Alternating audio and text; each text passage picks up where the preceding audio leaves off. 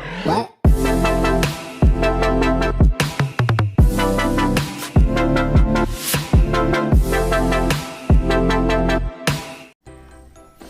Halo teman-teman, bertemu lagi dengan saya Andrian Firmanto di IM Pro Digital Malang. Beberapa hari ini seringkali saya mendapatkan chat yang menanyakan seputar bagaimana sih cara untuk membuat proposal magang. Jadi di video kali ini teman-teman nantinya akan belajar bagaimana cara membuat proposal magang yang biasanya teman-teman buat untuk pengajuan ke dunia industri ataupun ke tempat-tempat yang ingin dituju untuk praktek kerja lapangan ataupun prakerin ya teman-teman. Seperti biasa untuk di video kali ini saya tidak hanya menjelaskan saja, tetapi saya nantinya juga akan untuk share untuk filenya, jadi nanti teman-teman juga bisa pakai untuk kebutuhan, disesuaikan dengan kebutuhan teman-teman yang ada di sini ya, yang saat ini yang teman-teman sedang nonton di channel IM Pro Digital. Sebelum kita lanjut, jangan lupa untuk teman-teman like, comment, share, dan subscribe ya untuk video kali ini jika dirasa untuk video-video yang saya share di channel ini bermanfaat buat teman-teman. Jadi sekali lagi jangan lupa like, comment, share, dan subscribe untuk channel ini ya, supaya channel ini juga bisa bertumbuh dan berkembang dan juga bisa memberikan manfaat buat teman-teman nanti ke depannya.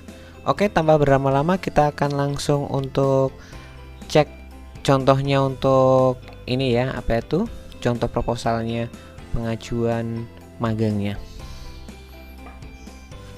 Sebelumnya saya sampaikan dulu bahwa ini adalah contoh untuk proposal praktek kerja nyata atau prakerin yang diberikan oleh teman-teman yang saat ini sedang magang di IM Pro Digital ya.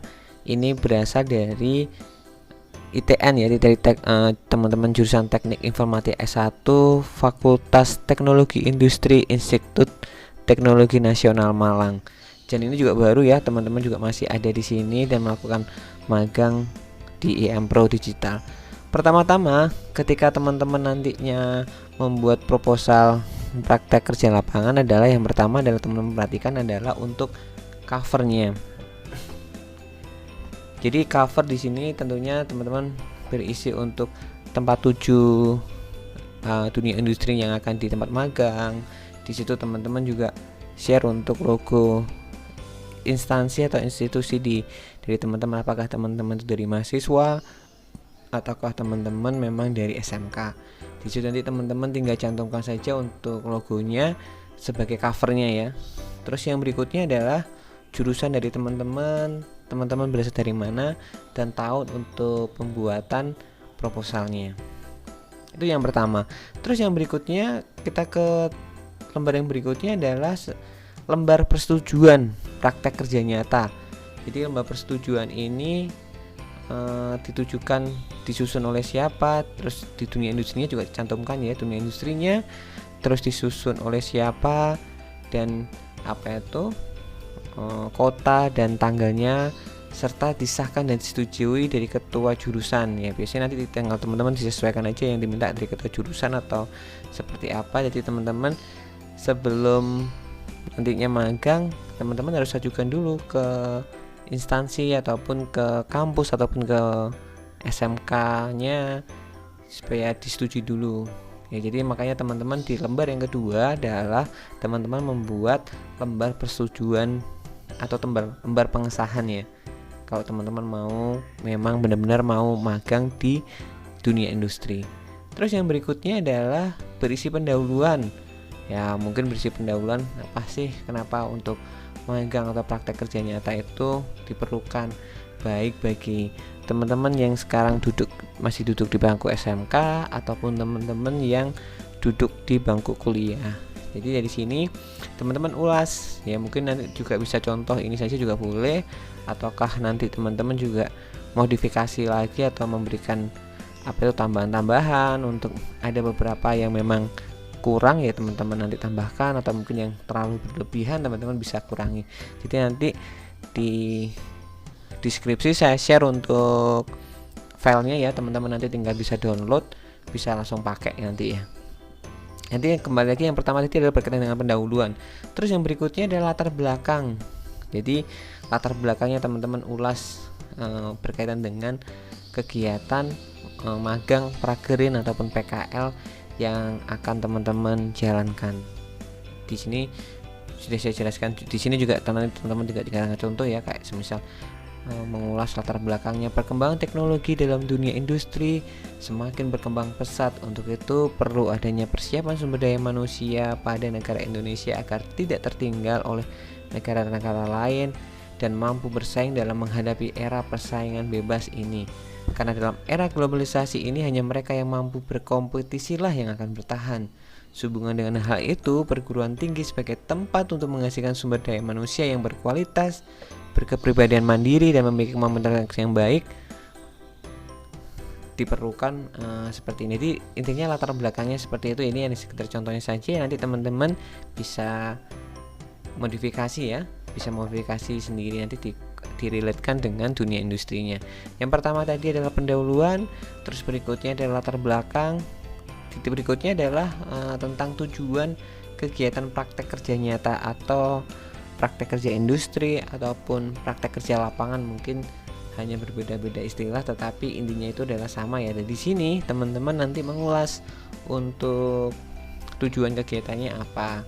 Jadi tujuannya seperti misalkan kalau di sini adalah contoh untuk secara langsung praktek kerja di industri, terus menerapkan ilmu pengetahuan tentang technopreneurship yang mungkin telah diperoleh dari perkuliahan ke dalam praktek kerja nyatanya. Terus membantu memasarkan produk dari IM Pro Digital ke masyarakat luas secara go online, mampu menyelesaikan tugas-tugas diberikan oleh dengan maksimal dan tepat waktu, dan lain sebagainya. Di sini nanti teman-teman bisa sesuaikan juga dengan tujuan kegiatan praktek teman-teman saat di dunia industri. Tentunya saat teman-teman akan ke dunia industri kan dibekali apa saja tujuannya, nanti teman-teman bisa tulis lagi di situ.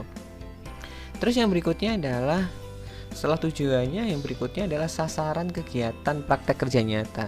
Jadi apa sih yang menjadi sasaran kegiatan magang itu?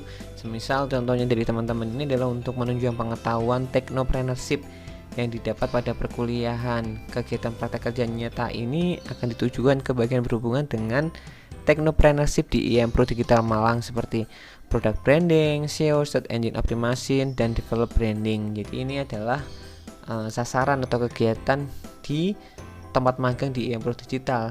Jadi saat teman-teman di sini, di teman-teman diajarkan apa sih yang menjadi sasarannya ya, karena kita IM Pro Digital itu adalah pelaku usaha yang bergerak di dalam pemasaran online dan pelatihan digital marketing. Jadi ada beberapa hal yang teman-teman dapatkan ketika teman-teman magang di sini, dan itu juga akan menjadi sasaran kegiatan teman-teman mahasiswa ataupun SMK ketika mereka akan magang di IM Pro Digital Malang. Terus yang berikutnya, manfaat kegiatan praktek kerja nyata ya. Jadi ini adalah manfaatnya. Jadi baik dari mahasiswa itu sendiri, nanti teman-teman bisa cek di sini ya. Terus bagi perusahaan, jadi dampaknya atau manfaat kegiatan praktek itu apa. Dan yang berikutnya adalah bagi perguruan tinggi. Jadi bagi perguruan tinggi, kampus ataupun sekolahnya dari teman-teman itu sendiri. Jadi buat diri kalian itu, entah Anda mahasiswa ataupun SMK, buat apa ya manfaatnya. Terus buat instansi, semisal di sini adalah IM Pro Digital, jadi apa manfaatnya buat manfaatnya magang buat IM Pro Digital ini gitu.